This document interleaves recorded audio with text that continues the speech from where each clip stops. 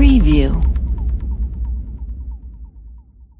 President Donald Trump's reaction to the violence in Charlottesville highlights the risk that CEOs and their businesses take by continuing to associate with the president. Consider Wednesday's disbanding of the president's two CEO councils, the Strategic and Policy Forum and American Manufacturing Council, organizations that allowed business leaders to interact with the executive branch on economic growth.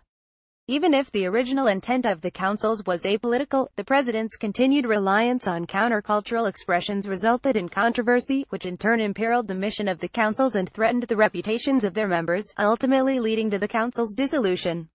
If this is why the councils disbanded, how will it affect the likelihood of CEOs choosing to associate with Trump moving forward? Even before joining Trump's initiatives, business leaders knew the president was willing to violate established cultural norms.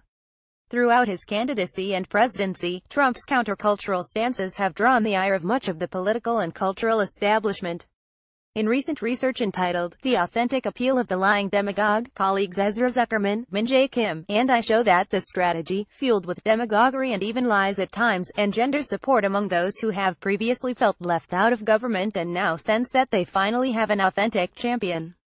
Our research shows that such actions are perceived as a symbolic gesture in opposition to an unhearing establishment. Counternormative expressions serve Trump well, and because of that, he will rely on them when seeking to bolster support. Up until now, members of the business councils could tolerate Trump's behavior and stay out of political controversy. They tried to turn a blind eye toward the events in Charlottesville, as they seemed unrelated to American jobs or the economy. But they could not turn a blind eye to Trump's reaction. The president did not simply flout PC culture norms this time around. His unwillingness to effectively denounce white supremacy groups not only emboldened organizations like the re-emerging Ku Klux Klan and neo-Nazis, it violated the premise that such groups are enemies to the state.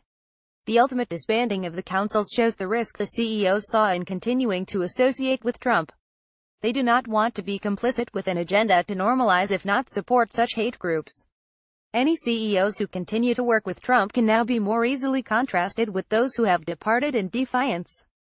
Pressure from consumer boycotts, shareholder reaction, or even employee dissatisfaction can follow as a result. Although it is clear that the meaning of associating with Trump has changed in the last few days, it is not inevitable that this meaning will stick to the CEOs should they decide to align themselves with him in the future. Business leaders will henceforth need to explain their association as either a positive for shareholders or as a way to positively influence the president. No matter the justifications put forth, these CEOs would be putting themselves in a precarious position, as Trump's strategy to implicitly support white nationalist groups is not likely to end anytime soon.